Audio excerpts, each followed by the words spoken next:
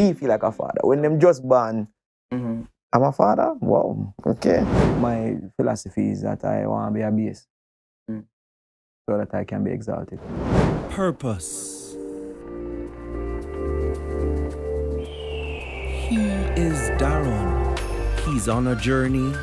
Walk with him to uncover the untold stories one by one. It's a chat with DaRoN.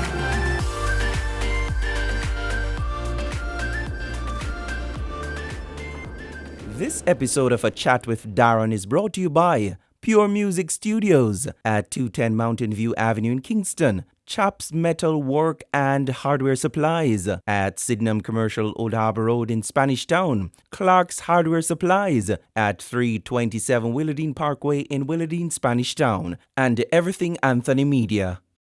Hi, welcome to our second episode of A Chat with DaRoN. My name is DaRoN Smith, and I am really excited about today's chat. I'm really excited, really. Our guest for today, he is a composer, he's a writer, he's a producer, he's an international recording artist with songs such as Peace in My Soul, Holy Spirit Walk With Me, Beautiful Day, No Weapon, some of his latest, Watch Over Me, and Make a Way. He is a father of two daughters, Tahila and Halil. He's the husband to one wife. Yes, one wife. Mrs. Jermaine Edwards. He's from the parish of St. Catherine, out of Spanish Town. My friend, Jermaine Edwards. Hi, how are you doing, sir? Welcome, sir. I'm fine, thank you, man. It's a pleasure Fantastic. So good to have you. Thank you. You know I'm like about you. You're a real youth. Well, Yeah, you're I don't know if what them that put you in a if them put you in a fire, means. it's like gold. If them put you in a fire, Yeah. you come back out Jermaine Edwards. Mhm. If them put you in a acid, you come back out Jermaine Edwards. Real. Thank you. And you know, I ask you to do something for me. During my wedding, you know, and you say, you know, so we can't do that, but we do this, you know, and we really appreciate that. To show how, you know, real of a person you are. So appreciate that, man. Thank you, sir. Welcome to our show, A Chat with DaRoN. Mhm. Definitely when I asked, you know, for you to come on board, you know, you never hesitate. And definitely I really Have support, you know. appreciate Have that. support. A long time in the street, you know, Yeah, of so. course. And the man just give me some lotion a while ago, you see people. You know, this lotion does feel, you know, make your hand feel tingly. My wife give me, you know, so I don't know. Tell us, who is Jermaine Edwards? Jermaine, a simple guy, pastor son, a man who love God with all him heart. Yeah, a man who love God with all him heart, and you know, family man, married for 20 years, going 21 years, and love my family, and I guess that sums up everything where I am. Jermaine Edwards, we see him on stage, we see him ministering, but who is Jermaine Edwards in the house? I mean, a guy who's always working. You know, I spend probably most of my time in the studio, like probably 10, 15 hours a day. Like just wake up early morning, 4, 3, 5, depending on the workload that I have. And then, you know, I love my girls and I love my wife, you know, spending time with them. So sometimes really you only have enough time just to play with them, laugh with them, or sleep. You know what I mean? Because of my work ethics. I think I do everything, basically. I'm probably one of the persons who was born with the 10 gift. That, you know what I mean? And then probably see somebody with one and realize they're not utilizing it and try to take it from them. So probably I'm one of the 10 gift person the Bible spoke about, you know what I mean? But I work a lot. I work very, very hard. So and very long hours. Mrs. Edwards have trouble or problem with that? I mean, she will complain, but because I took her out of her job 7, 8, probably 9 years ago, I took her out of the 9 to 5 because it didn't make any sense to me. But you know, she's working for the company now, and we spend a lot of time together. So even if we're not together directly, we're really together because we're in the same house. So just at one part of the house, I'm in the other part of the house, and she'll come in my section sometimes when I'm working. And we are together. We are together all the time. Fantastic. So I know you met her in 1999. Right. At a concert that was happening. At that time is Open Bible, yeah. Right. Yeah. And all of that, passed and gone. It was a platonic kind of relationship. It wasn't anything like, intimate. Nothing, no really. relationship. Never Right. thought I wasn't looking at her. I wasn't trying to have a relationship. I just saw this girl standing by herself. And you Just being the person that I am, just why you standing by yourself? And she was like, I don't have any friends, you know what I mean? And I said, I started now to encourage her how to, because I asked her which church because she told me my dad's church. And I'm like, oh, I never see you before. But she's a quiet person. She's at the back. And then, I tell her to join the choir. I asked her what she do as a gift. She told me she can sing a little bit. And I said, you know what? That's a nice way to socialize, join the choir. I was the leader of the choir at the time. And just by just being there all the time, I realized she was a nice person. Still never see her as somebody who I would have been in a relationship with because I wasn't looking for a relationship. But because she was so gentle, so soft, she was basically different than a lot of the girls that I've met in the life. She was just so different. And that's how God worked things is he just provide, people who he knew would have been who you really need. So we looking for what we want, but really not what we need. But God is the only person who knows what we need. I want to ask you a question. Before I ask you a question, I'm going to put a pause there. But take me back to Spanish Town where you're from. Growing up as a toddler. How was that for you? Well, I was born in Kingston, moved to Spanish Town probably about 89 years, thereabout. Growing up in Spanish Town was where I really know my life. I think the reason why I am the way I am is because I've been in between two worlds. So, between uptown and ghetto, you know what I mean? Middle, so I know all three levels. I can operate in slippers and shorts down in the local youths. Them know for reason with the youths them down there. So because, in a Jamaica, 5 minutes you drive you in a one nice place or in a one, ghetto or so forth the sort. I try not to cut the ghetto. But at the end of the day, I learned to live amongst everybody. I don't know any high. I just see flesh and blood. That's what I really see. So I think I'm happy that I was grown up that way because I can have a more realistic touch to life than just trying to be down to earth or trying to go down to the levels to show people that you're down there. But really, who you are is really an overall person. You see the human being. Were you a troublemaker? Yeah, I don't know if I am a troublemaker. I think I'm more inquisitive person in the sense of a young scientist. I always wanted to learn how things work. You know what I mean? So it's like just seeing a chair, but understanding the mechanism of the chair, why the chair was this way, why human being was this way, why a girl is this way, especially girls, you know what I mean? Just you always want to figure out how can you master the art of anything that you put your hands to. Which high school you used to go? I used to go to Jonathan Grant, then I went to St. Catherine High School, and that was where I spent about 4 to 5 years after that. Okay. So how was school for you? School, I mean, I was probably, when I went to St. Catherine High School, I was more like a singing kind of guy. I played local basketball and so forth. So, the girls then did kind of like me, you know what I mean? Because, I'm a singer. And, the guys then never like me because, so why the girls didn't like me. But, I have my fair shares of, being a womanizer, and, kind of coming in contact with Jesus Christ in a real way. So, you grew up in a pastor's house, but yet still, the experimentative nature of when you're kept in a certain environment, and then when you went into a different environment, especially when I went to St. Catherine High School, it's like a different culture open up, and you start spending later time outside, start chilling with the guys, and then went all the way out, and then came right back in, you know what I mean? So when did you make the complete transition from being for yourself and then for God? It was always a journey, You really don't know when you reach any of Damascus Road. It's like you're always cognizant of the fact that there's a God and there's a deeper meaning or deeper purpose for you on this earth. And my thing is always the will of God, the will of God, always searching for that place where God really wants to use you and show you that this is the reason why I made you. This is the reason why you are born. The reason why you have the gift that you have. So it is always, I think the I'm still in that process, So it's like in 2021, I'm still at that defining moment, you know what I mean? And I am getting better, getting closer, getting more in an understanding. And the older I get is the more realer my purpose becomes. Fantastic. So let's go back to your meeting your wife or prospective wife at the time.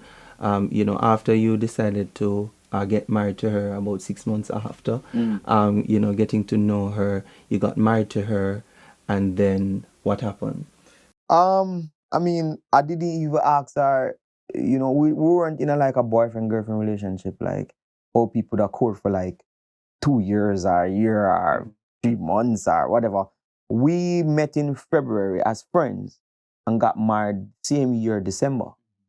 That means it wouldn't take us more than probably 2 or 3 months before I got married to ask, you're not married to somebody like me? That was the question. So it wasn't like I went down on my knees and said, oh, here's your ring. No, it wasn't anything like that. It was more like a weird question. Would you marry to me? And she said, yeah. And that ended up into, okay, gonna buy the ring. I mean, I think last night she was saying to me, I remember when you went downtown and you started to buy the fridge and buy the stove, you were like so serious about what you're doing. And she's like, I love you, That's what she said to me last night. And as I said, my life is kind of like a weird. I know exactly what I want. And what I want, I'm going to go after it. Right. Yeah. So you went after her, you got married to her. And then how many years after Sahila and Khalil came? It was about a year after. About a year after. Because my oldest daughter is now 20. And we're celebrating 21 years, December gone. Congratulations. Thank you, sir. You must be doing something right. Well, it's, as I said, a life that you want. A life that you want, you will work towards it. Many people get distracted into the life that they want, and the life that they want don't necessarily have the person that is in their life. I want you to tell us how father for you, when you saw your daughter. How did that That's a kind of weird thing also. I think everything about me is kind of weird because when my first daughter was born, I didn't know what it felt like to be a father because I don't know how father feel. You really don't understand what a father is supposed to be until the children start growing. So when they start to reach 2, 3, 4, 5, and then know that they're 20 and 17-year-old is like, feel like a father because it's not now, navigating them through life, trying to think ahead, to ensure that, look, a guy can come around and mess with them heads, so you kind of like, especially having girls, you kind of like be the affirmation, be the inspiration and let them understand how a real man's supposed to treat a woman. So once you start going to that direction now, you realize that, yeah, I'm a father. So now me feel like a father. When them just born, I'm a father? Wow, okay. You don't get the father thing until later down in your life. So are they dating or you're very protective of them? Yeah, the older one is, in a relationship. But how is that? I mean, you are Jermaine Edwards. Yeah. So that must be intimidating for the young man to, Yeah, I mean, as I said, it's like a friendship kind of vibe, keeping it clean, you know what I mean? It's not like they're always out or whatever the sort. You just know that, she said that this is the guy and whatever the sort. He met you? Yeah, so it's not like he's over the house all the time or they are out all the time. No. It's just like, how was it when, I mean, you're Jermaine Edwards. I'm cool. I mean, I was cool. You see, the Bible says, train up a child knowing that he should grow, and when you grow up, you will not depart from it. Right. So if you train a child properly, and they're not doing anything that violating your trust, like you can't if you're looking at, and then when you train a child properly, I know the little one different than the big one. I know what their capabilities are. So I can close my eye and I know that they are very disciplined people and they know exactly what they want. You can't really stop a child from doing whatever they're going to do. You can't stop. But the only thing you can do is to train them to know when to make a good decision. And in that fact, I'm confident that they will make good decisions. So tell us now, when he met you, how was that? Yeah, it's not like one of them kind of situation where you say, this is, up to this day, she still didn't say this is, you know what I mean? Just know that this is it. Okay, you know what I mean? So that is what it is. Okay. Yeah, it's just what kind of one of them kind of weird situation. Okay. You come from a weird family, so you know, so everything is weird. You know what I mean? But that's the case. I know who the person is and I know what the situation is, and that's just it. And I'm good. Fantastic. Being a pastor's kid, PK, I know, it must have been difficult for you because there's a stigma that is attached to that. How did you transition from, being under the auspices of Bishop Dr. R.J. Edwards, being his son, and then, kind of finding your own identity? When you're born a family, it's not even something you really wanted to be in. It's not like you can't even choose to say, I was in the, growing up as a teenager, I would have wished I was in a pastor's home. You know what I mean? But after a while, you realize that you can't choose. You just have to just work with it. But then I can appreciate being in church. Growing up, as I said, I would have known the best of both worlds. So I would have associate myself with doctors, lawyers, thief, murderers, middle class, all sorts of different type of people by just being in church. So I can say who I am today is because of that experience that I have had, which would have put me ahead of a lot of people in my age group.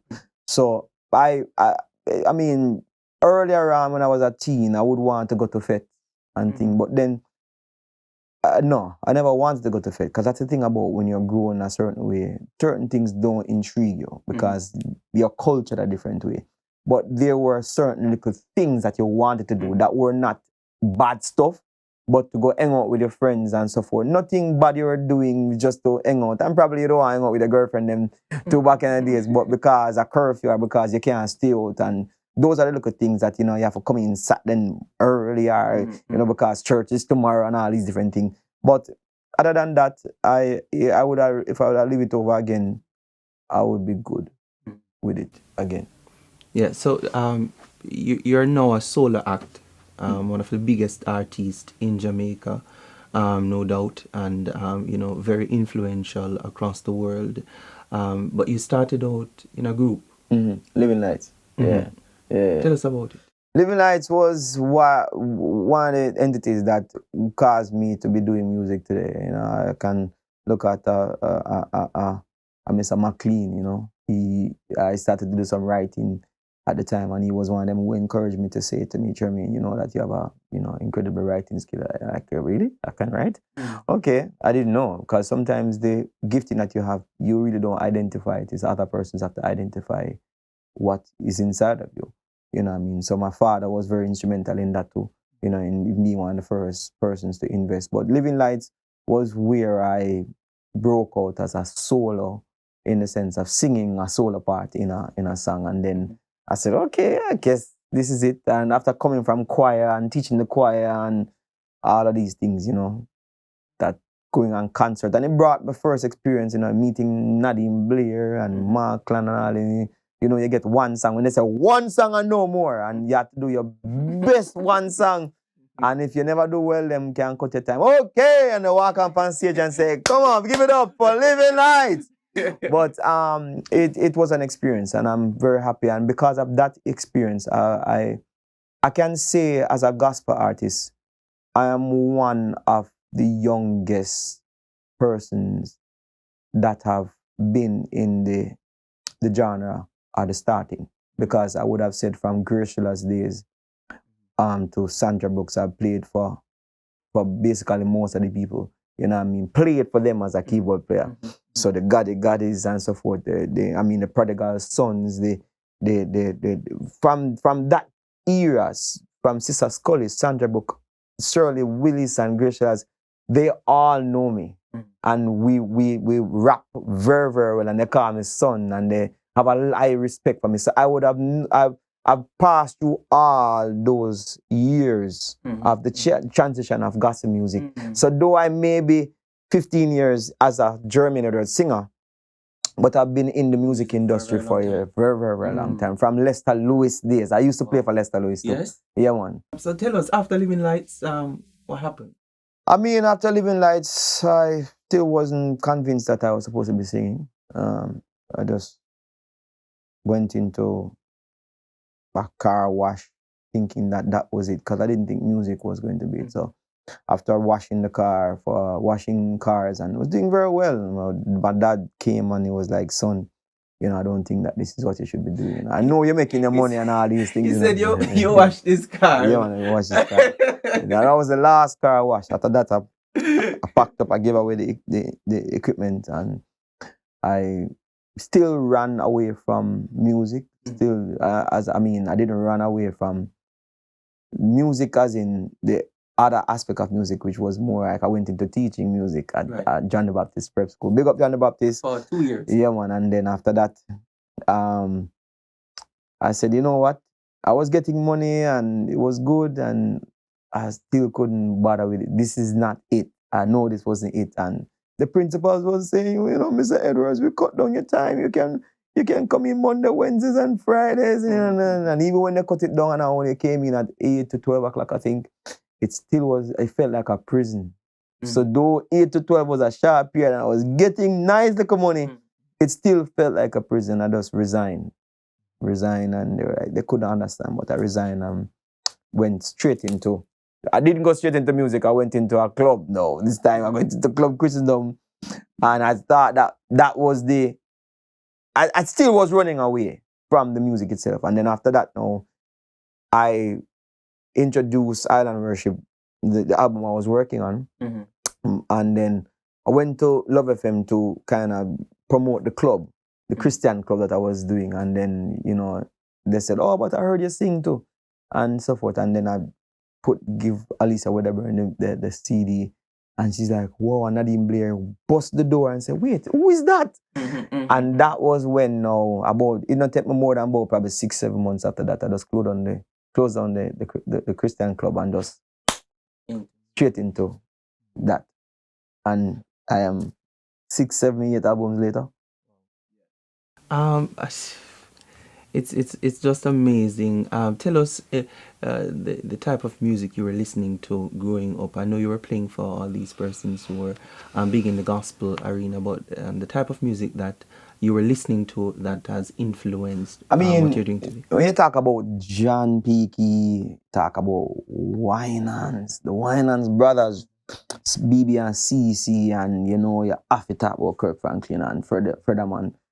Those were the people who we knew at that time, you know.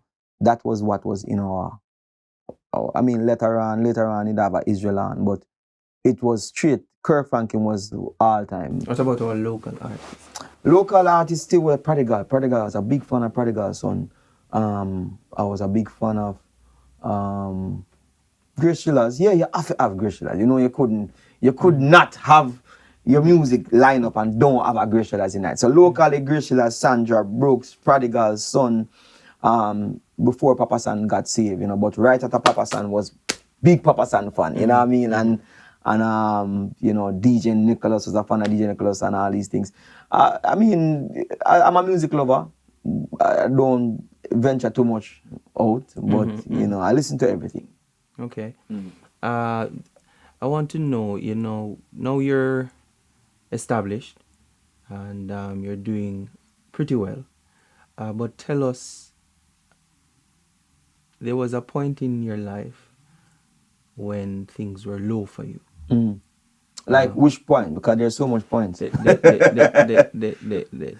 want you to tell us, because we're interested in finding out, because persons who see you now, the song that you have written that is now impacting many lives, but it was as a result of a low point in your life. I know Beautiful Day is one of those songs.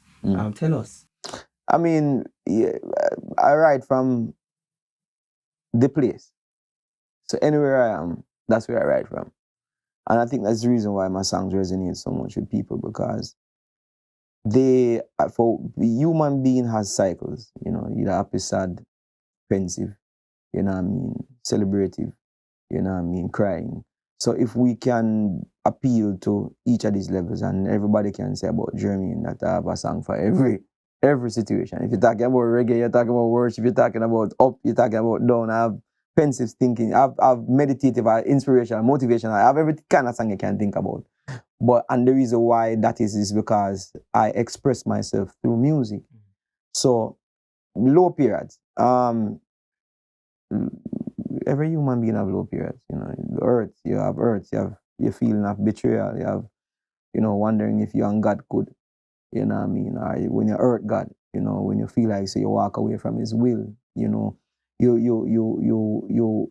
know you're not at a place. You have low financial period. There are periods where you're wondering why some people who don't really love God, you know, still I get sponsorship from corporate, and you know we were really love God with our heart, you know, I get sponsorship, you know what I mean, and you know, so you get. It's just I've many different types. Johnny, the song Johnny. Johnny.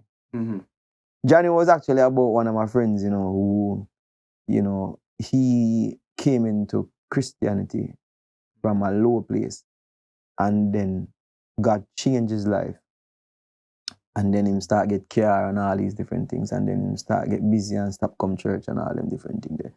So that Johnny was a personal song. It was a song about one of my friends. You know, remember where you're coming from, Right. and where you could have been. God blessed you with a better life, and now you're hard to find time for Him.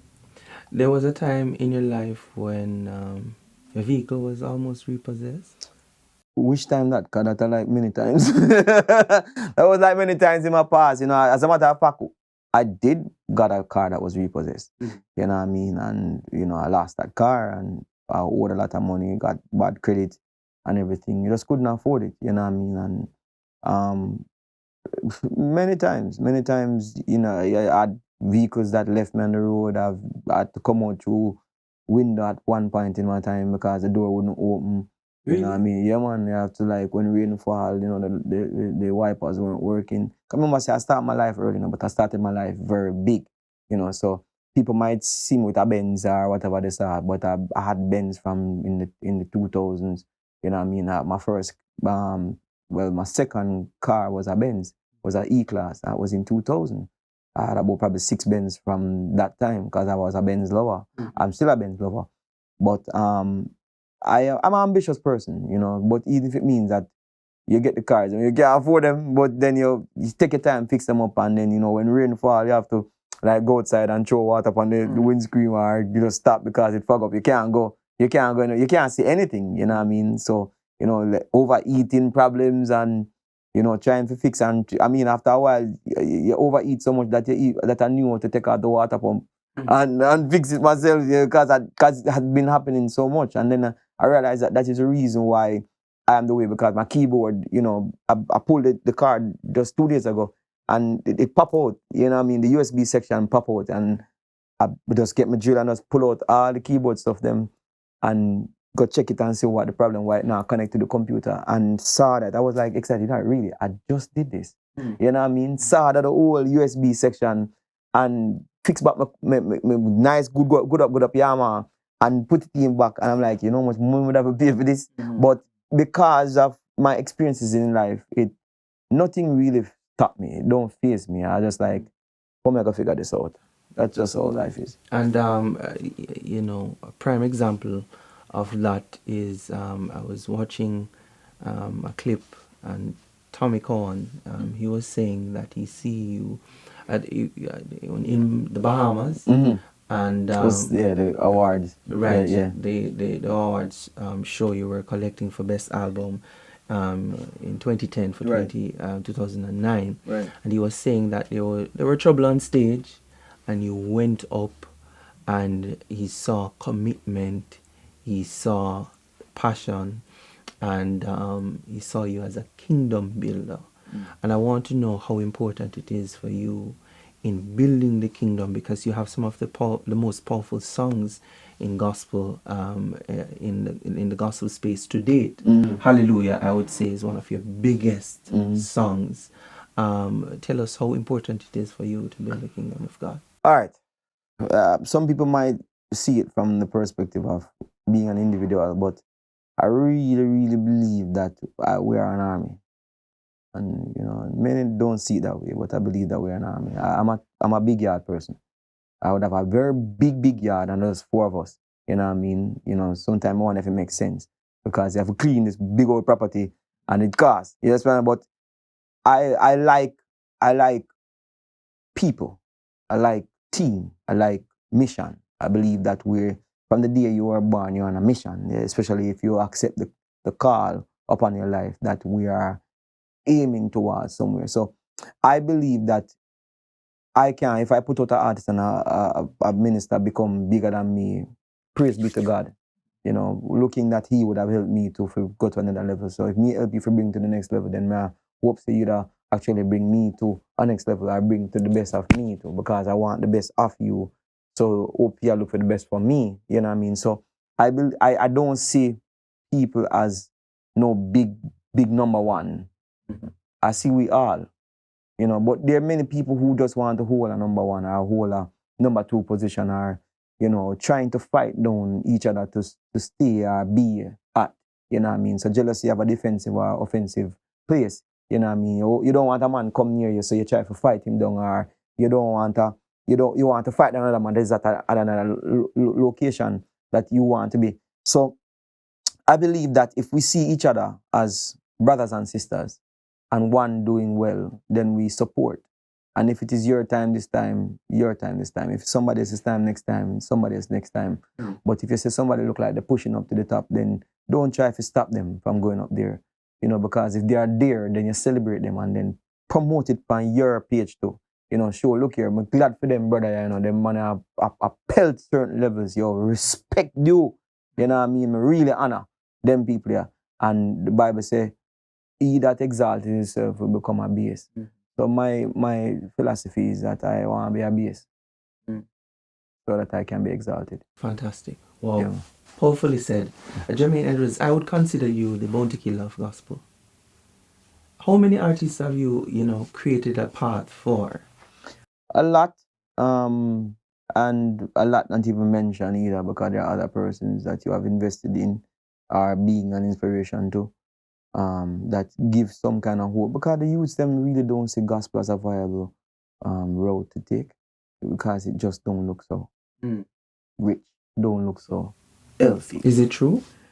Gospel in itself is a very challenging road, and as anybody would know, that in the secular market there is Bob Marley, and Bob Marley lives on the Billboard chart. He creates a way for many, many people. And before Bob, there was other persons from Jamaica. You have also Toots and the Metal, you have Berry Salmon, you have Buju Banton, you have Shabarang, you have Yellow Man, you have many people who had created roads that Chronics and all of these guys can, walk on easily. The Grammy Road, the Mag and Heritage, them, and the younger guys coming up have a platform.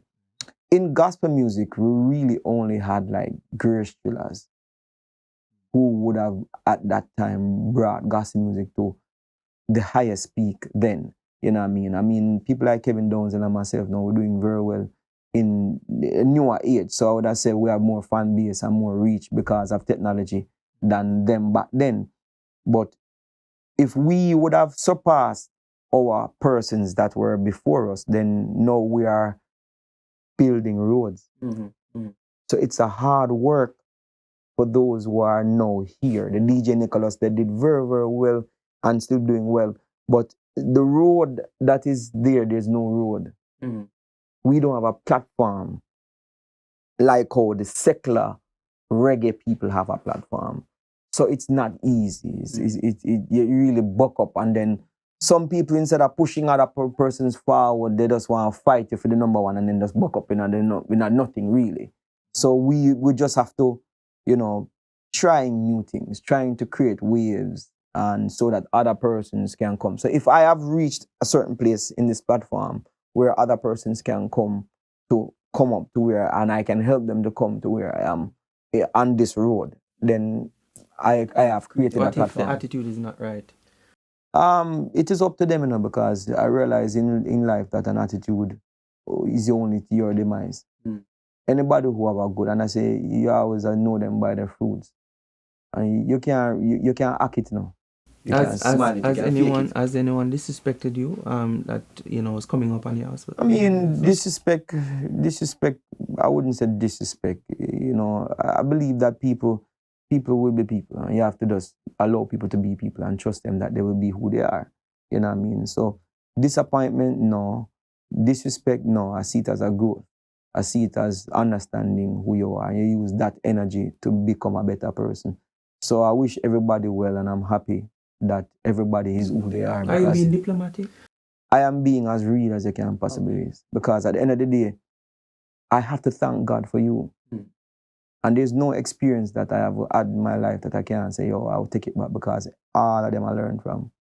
And it also helps you to have better relationship in the future. Because as one of my friends would say, why you say thank God for pain? Thank God beautiful day. You thank God for everything, but why pain? Because it's the pain that causes us to have beautiful futures. So if I never learned from my relationships before, I wouldn't know how to pick a good person. So I'm happy. Do you still take your wife on date? I mean, life is a date. My job description is traveling all over the world. So work is really dates. We enjoy the best of life, man. We enjoy life. We go all over. And, when you go to even some Caribbeans and you just perform on the minister on the Saturday or Sunday, but you have to go in from both Thursday or so forth. Those are mini vacations. Okay. So some people have to pay for vacation. We really don't. We don't pay for vacation. Okay. Vacation is a part of our job description. All right, that's great. Is it easy to do a collaboration with Jermaine Edwards? If I feel like it, because collaboration don't just necessarily mean you want to do something with me, but that's a beneficiary to both parties.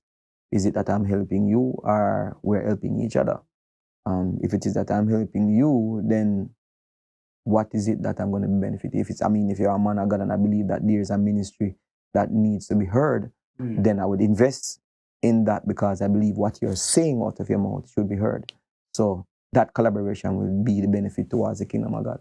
Which song is your favorite song from it? I don't have none, but right now there's a song that is the first time in my whole entire life that I've sing this song as like it was somebody else who wrote it, and I'm humming the song, and it is encouraging me, and it's the first time out of all of my albums that has happened to me, and it's with this song named Make a Way. Yeah. It is creating a storm across the world in Jamaica. Yeah, I really love that song. Thank you, is it out of the pandemic that you wrote that song? It was in that season. It was last year, April, May, that song came about. God will make a way for me.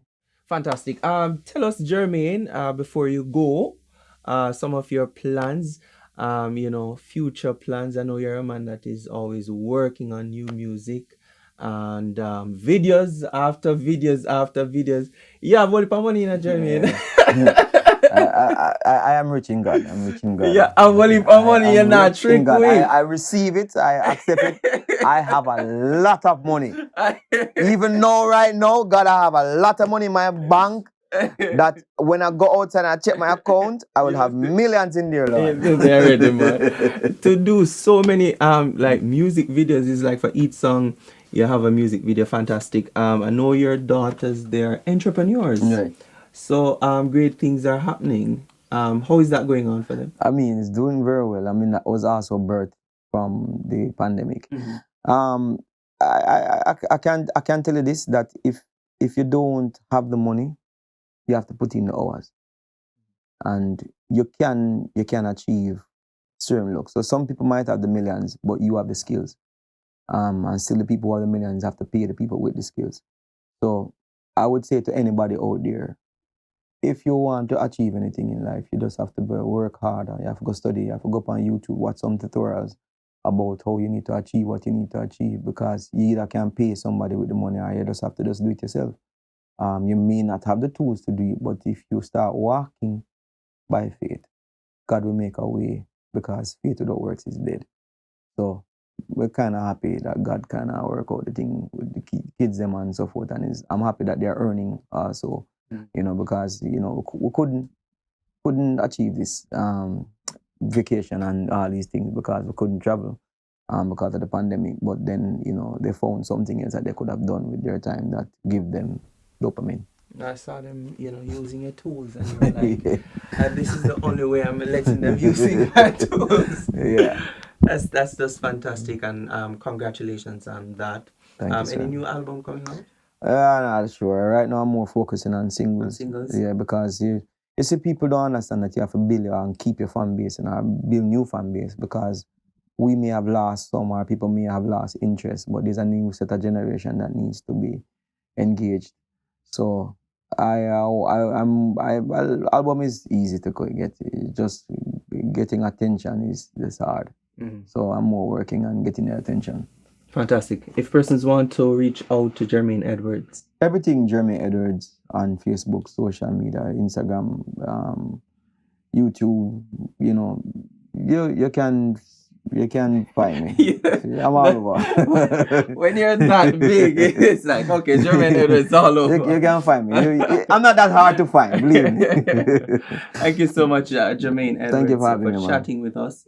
Appreciate it, and we wish you and your family all the best. I wish you and your family all the best. Thanks. Cameraman, big up yourself. You know what I mean? But thank you very much for having me. It was a pleasure. Take us out. Yeah, they're gonna play the new video because they think that I'm going to sing, right? I'm not going to sing. They're gonna play the new music video, Make a Way, and I hope you enjoy it. God bless you. I hope to see you in a city near to you.